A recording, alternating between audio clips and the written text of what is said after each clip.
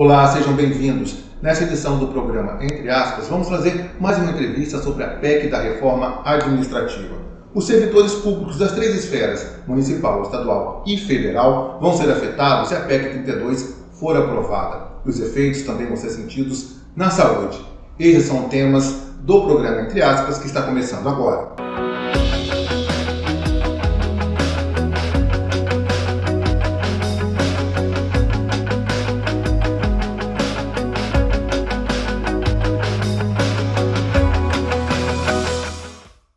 Para sabermos mais sobre os impactos da PEC 32 na vida dos servidores públicos e também na saúde, a nossa entrevistada é a enfermeira Ana Karina Dunham, que também é vice-presidente do Sindicato dos Enfermeiros do Estado da Bahia e diretora aqui do Sim Saúde. Ana, muito obrigado, seja muito bem-vinda aqui ao Entre Aspas. Na verdade, eu que agradeço a oportunidade de estar falando sobre um tema tão caro, tão importante, não só para o serviço público, como para toda a sociedade. Porque se alguém pensa que há só impactos para os servidores, se engana. O impacto é para toda a sociedade. Ana, agora nessa primeira pergunta, minha, se aprovada a PEC, o que muda com ela? Difícil falar do que não muda, porque mudam tantas coisas, Mudam a questão da relativização da estabilidade dos servidores públicos, porque hoje a gente tem uma estabilidade que, por lei, pelo artigo da Constituição, por exemplo, essa estabilidade ela só pode ser perdida sob três condições. Uma é uma sentença judicial transitada em julgado, ou seja, passada por todas as instâncias e julgada. Outra questão é o processo administrativo com direito à ampla defesa. E a terceira questão é a avaliação de desempenho. E isso, quando eu falo em relativização da estabilidade, é porque isso vai ser modificado. E a principal mudança, a única coisa que não muda aí é a PEC, é o processo administrativo. Sobre isso não há mudança dentro da PEC. Mas com relação aos outros dois, muda bastante, porque vai ser julgado, o servidor pode ser desligado na segunda instância, por meio de uma instituição de um colegiado, julgador. E com relação a essa avaliação de desempenho, na verdade a Constituição já traz isso há muito tempo, Porém, nunca foi regulamentada através de lei complementar, E agora se fala em lei ordinária. Qual é a diferença disso? A lei ordinária é muito mais fácil de ser aprovada, porque a lei complementar ela precisa de a maioria absoluta, Ou seja, 50% mais um do legislativo da Casa, seja do Senado, da Câmara de Deputados. E numa lei ordinária você só precisa ter metade dos presentes, daquele quantitativo de presentes em ambas as casas. Então fica muito mais fácil também de alterar. E aí o grande prejuízo disso, que aí também reflete sobre a sociedade, é porque você vai ter mecanismos de avaliação de desempenho que são, vamos dizer assim, contestáveis, Porque você não sabe se dentro deste mecanismo que vai ser criado através dessa lei ordinária não vai ter perseguições, represálias. Então perde o serviço público e perde a sociedade. Por quê? Porque eu posso, com isso, fomentar uma maior rotatividade de servidores, de pessoas que estão ali há algum tempo, que tem uma capacidade, uma capacitação, ou seja, você vai ter uma alta rotatividade e essas pessoas capacitadas, elas podem se perder, esse investimento. Fora isso, recurso, porque quando você capacita um servidor, você investe recursos, nessa capacitação. Então, são perdas assim nomináveis. Isso é uma das, Fora a questão do autoritarismo que vai ser implantado, com amplos poderes para o chefe do Poder Executivo Federal, que pode, inclusive, fazer algo que a gente tem visto, tentativas nesse momento, que é o fechamento de órgãos que ele achar que não estão sendo bem avaliados, não estão tendo bom desempenho, Pode desligar pessoas também e vão poder nomear chefias e cargos de assessoramento sem, de fato, ter o que hoje a gente traz nas nossas legislações, que é a livre nomeação, mas que as pessoas precisam ter alguns requisitos para ocupar cargos de chefia. A gente também tem hoje, no momento ainda, funções de confiança que são específicas para servidores. Isso vai deixar de existir, então não vai mais ter essa cota de funções de confiança para servidor vai ser tudo designado para esses cargos de chefia e assessoramento que são de livre nomeação do gestor. Então eles vão poder colocar nesses cargos quem eles quiserem. Quem eles quiserem. E isso tudo traz o quê, né? A gente traz um Estado autoritário, né? Traz um Estado que favorece muito mais aos seus interesses próprios do que para o interesse da coletividade. Isso é lógico, né? Fora isso, outro impacto que essa reforma vai trazer, hoje a gente tem 34% dos municípios do Brasil, que 50% da sua economia local é por conta dos servidores públicos. Se você for olhar vários municípios, dentro dos 417 municípios aqui da Bahia, muitos vivem na economia local do serviço público. E como eu vou ter essa alta rotatividade de servidores e vou ter outros vínculos que vão entrar, que são 5 tipos de vínculos diferentes, né, que a gente está conseguindo agora acabar com pelo menos aqueles contratos de experiência, né, nas emendas que foram encaminhadas para a comissão especial, já estão havendo algumas alterações do projeto inicial. Mas ainda assim, a gente pode ter perdas nessa economia dos municípios, porque você vai ter contratos por tempo determinado, por tempo indeterminado, né? Mas sem essa estabilidade, sem a segurança que você pode demitir a qualquer momento. E outra questão que os servidores atuais precisam estar muito ligados é o reflexo no déficit financeiro e atuarial das aposentadorias. Isso que eu ia te perguntar, né, agora. A aposentadoria dos servidores, né, todo esse processo, ele também vai vir ser afetado caso a PEC 32 venha a ser aprovada? Com certeza. Na verdade, a gente já está sofrendo repercussões na aposentadoria. Hoje se fala de um déficit na previdência, nos regimes de previdência próprio, porque a gente já tem uma gama de terceirizações imensa, especialmente na saúde, tanto no estado quanto no município, né? Falando aqui da Bahia e Salvador. Com a PEC 32, isso que já acontece, mas de uma maneira mais controlada, a liberdade para a iniciativa privada, dando preferência às organizações sem fim lucrativo, isso vai deixar de existir, porque vão vir aí os consórcios, né? Então a iniciativa privada vai ter total liberdade. E a iniciativa privada ela visa o lucro. Então esses regimes de previdência próprios, eles tendem a não existir. E hoje o servidor que está ativo, ele amanhã é um aposentado. Então quem vai manter essa previdência? Quem vai manter essa aposentadoria, já que a gente já está perdendo, né, os servidores que hoje, com suas alíquotas, os que mantêm essa aposentadoria dos que já estão aposentados, e a gente perdendo esses ativos, né, entrando esses outros regimes ligados ao regime da Previdência Geral, a gente perde quem vai custear essa Previdência própria. Então a tendência é que a gente sofra esse impacto muito em breve, inclusive, porque as privatizações já é uma realidade, isso já tem nos afetado, e com a PEC 32 isso ganha ainda mais corpo. A gente já falou da estabilidade, agora também da aposentadoria.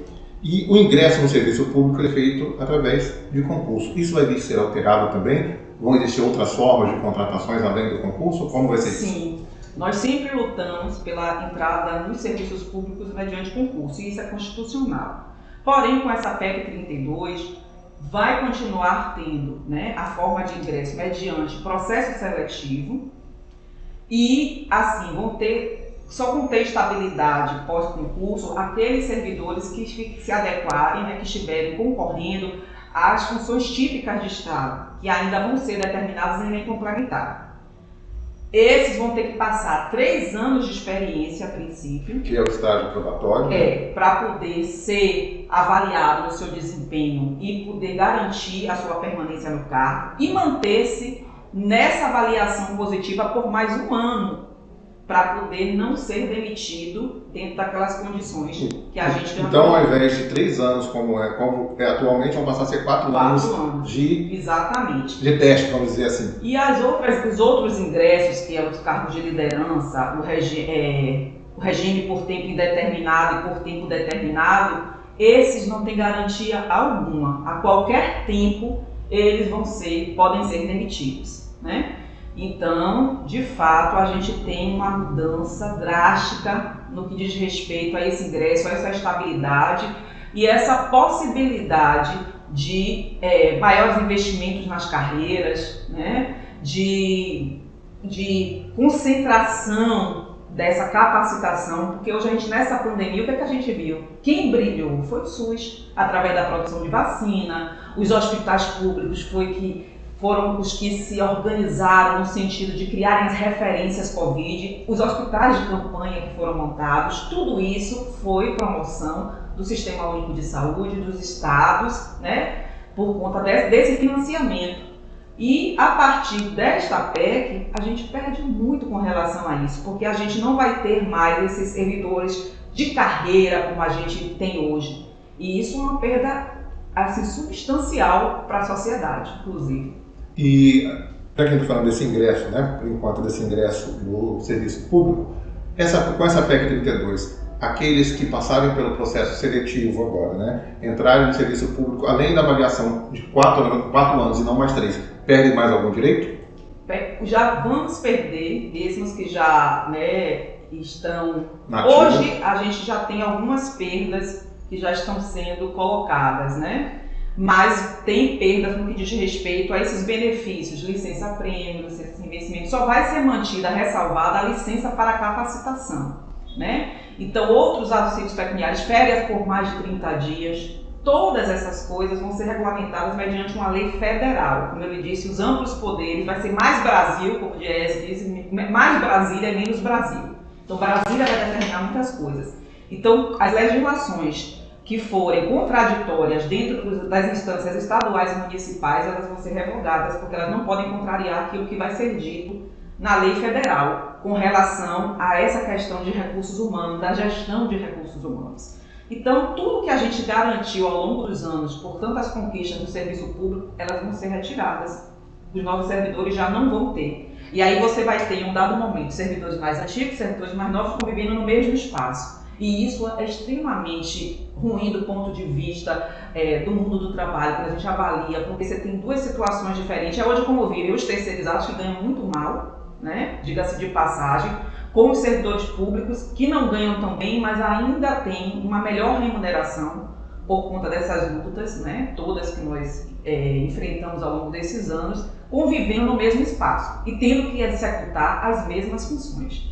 Então, este prejuízo é, assim, bem crítico, né, a esse respeito. Então, são muitas as perdas que advirão desta reforma, se ela aprovada do jeito que está. E além dos servidores públicos, alguns setores também vão ser altamente afetados. O que a gente pode citar a saúde. A gente viu agora durante a pandemia, você até já falou isso também, que o SUS mostrou toda a sua força, todo o seu nível de eficácia e a grande capacidade dos profissionais de saúde. Como a PEC 32 pode vir a afetar a enfermagem, já que muitos estavam na linha de frente de combate ao Covid, e o SUS? Exatamente. Falar da enfermagem, a gente está num momento de uma luta, né, para aprovação, que até hoje não temos nenhum piso salarial e nenhuma jornada de trabalho estipulada. Então tem aí um PL, um projeto de lei do senador Fabiano Contarato, que é o 2564, que está tramitando, né, nas casas do Legislativo, por enquanto ainda está no Senado, e já está se fazendo uma discussão sobre a redução do piso proposto nesse projeto de lei, baseado inclusive em estudos do Diese, né? O Diese fez uma avaliação do salário médio no todo o Estado brasileiro para chegar no valor para se propor. E a gente já tem solicitações de diminuição deste piso, porque a elite que comanda, né, os hospitais, os serviços de saúde, ela é extremamente contrária a qualquer aumento, porque a categoria de enfermagem é o maior contingente de trabalho dentre os trabalhadores da saúde. Então essa é uma das que mais vai sofrer o impacto, porque se hoje nós já temos redução de salário com essa convivência, como eu já disse antes, do servidor público, né, um servidor estável, com os terceirizados, você já tem essa discrepância, isso tende a piorar com a reforma, com a PEC 32, a reforma administrativa, porque você vai dar livre entrada a essas instituições de cunho especificamente lucrativo. Então, pelo lucro, essas empresas elas tendem a cada vez mais invisibilizar o trabalhador, as suas necessidades. Não é raro, por exemplo, eu fazer uma inspeção sanitária numa instituição de saúde e quando eu vou olhar, por exemplo, as condições de conforto e higiene dos trabalhadores, hoje mesmo eu fui em um lugar que eu fiquei assim, o usuário entra, sofre aquele impacto porque é um ambiente luxuoso, um ambiente agradável para aquele que entra, mas essas áreas que não nos saltam aos olhos, que são as áreas do vestiário, as áreas do banheiro, do refeitório, que são específicas para o uso dos trabalhadores, elas têm condições das mais insalubres possíveis. Um total descaso com esses espaços. Então, a tendência é que isso a gente vê muito no setor privado. Então, imagine o setor privado, a privatização do serviço público, onde você vai ter menos gente podendo, inclusive, reclamar suas condições de trabalho, porque a tendência é você cada vez mais calar o trabalhador. Porque há impacto também para o movimento sindical, há impacto também para o movimento paredista, para os movimentos de greve. Então a gente vai ter essa PEC, ela traz toda uma possibilidade de silenciar a categoria dos trabalhadores, né? E com certeza os da saúde entram aí. Neste momento, inclusive, que poderia ser um momento de valorização destes que foram chamados de heróis, a gente tem conseguido o quê? Cada vez mais terceirizar, privatizar esses serviços, desvalorizar esses trabalhadores, né? Houve essas organizações sociais que hoje aí estão, elas não pagam as remunerações trabalhistas conseguidas pelos acordos coletivos. A gente teve redução de adicional de noturno, redução de adicional do setor fechado. Isso neste momento. Pense com a aprovação dessa PEC e entrando ainda mais instituições da iniciativa privada que só pensam em lucros. E justamente isso,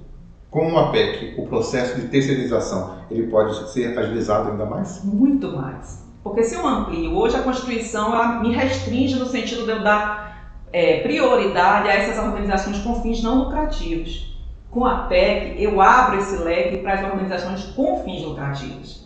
Então a tendência é você terceirizar cada vez mais os serviços de saúde, né, e os serviços públicos em geral. Tá aí, né, e isso diminui para a sociedade o acesso, porque, por exemplo, você privativa um serviço, eles querem, com o intuito de falar que vai organizar, eles diminuem esse acesso da população através de sistemas como senhas, né, que diminui. E hoje no serviço público, se você entrar no serviço público da rede própria, não tem isso, todos podem ser atendidos. Pode demorar o que for, mas todos são atendidos. Mas com a privatização você vai ter uma redução desse acesso também, que já é algo difícil, porque a gente já tem algumas dificuldades na gestão do SUS e no financiamento do SUS. Com essa PEC isso tende a piorar. E essa terceirização, ela viria desqualificar todo esse trabalho desenvolvido pelos servidores da saúde e também todo esse ganho que tivemos com o SUS? Claro, porque você vai ter uma maior rotatividade.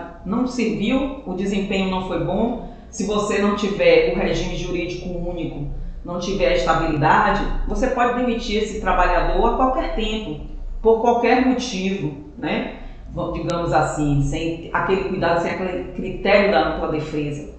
Então, aquela pessoa com conhecimento acumulado, ela pode ser descartada. E todo investimento feito vai com ela. E sem contar que aquele trabalhador que não é qualificado entrou através da terceirização, não vai ter tempo de conseguir uma qualificação devido a essa avaliação. Fora isso, há os cargos por indicação, que vão ser colocados por aquele apadrinhado político, que muitas vezes não tem o mínimo de qualificação para exercer aquele cargo, aquela função. A única qualificação é ser amigo do político. É ser amigo do rei, exatamente. Ana, infelizmente, nosso programa está chegando ao fim. Eu te pergunto, algo mais que você queira acrescentar, que queira dizer sobre os efeitos da PEC? O que eu mais quero é que, assim, se a gente não puder alterar o conteúdo desse projeto, né, que a gente possa fazer. Na verdade, o que eu queria era que ele não existisse, que fosse refeito um novo projeto, né, de reforma administrativa. Mas ele só configura a diminuição do Estado, o tal do Estado mínimo, que é o grande mote do governo Bolsonaro, né? E de todos os que o seguem, né? De Paulo Guedes, com seu super Ministério da Economia, tudo é feito para a redução do Estado. E sempre é falado que esse serviço público onera o Estado. Não há nada de oneroso. A gente viu aí com a pandemia. O que eu mais quero é que a sociedade esteja alerta, porque não há um prejuízo só para servidores, que às vezes fala que esses servidores ganham altos salários. A pesquisa feita pelo DIEESE, ela demonstrou e fez uma comparação das mesmas funções, tanto na iniciativa privada como no serviço público, e a gente viu em muitas dessas situações que o serviço público ainda paga menos, né? Então, só quem ganha os altos salários no serviço público são os cargos do judiciário. Aí sim, mas nós que estamos no executivo, nós não ganhamos altos salários. Mas isso é o que é colocado no discurso para a população. Então, o que a gente pede, o que eu clamo é que a sociedade esteja atenta a mais uma perda substancial de um direito social conquistado, porque isso só afeta o direito social, a saúde e a educação. E que os servidores novos e antigos, eles também possam ter essa mesma consciência crítica de que essa PEC ela não vai afetar só os novos servidores, ela afeta os que já estão na lida também. E não a PEC 32. Com certeza, não a PEC 32. Ana, muito obrigado pela sua entrevista, foi esclarecedora, trouxe realmente muito mais conhecimento, né, e que os servidores tenham esse discernimento de continuarem lutando contra a PEC da reforma administrativa. Com certeza, misericórdia. Essa edição do Entre Aspas fica por aqui. Até o nosso próximo encontro.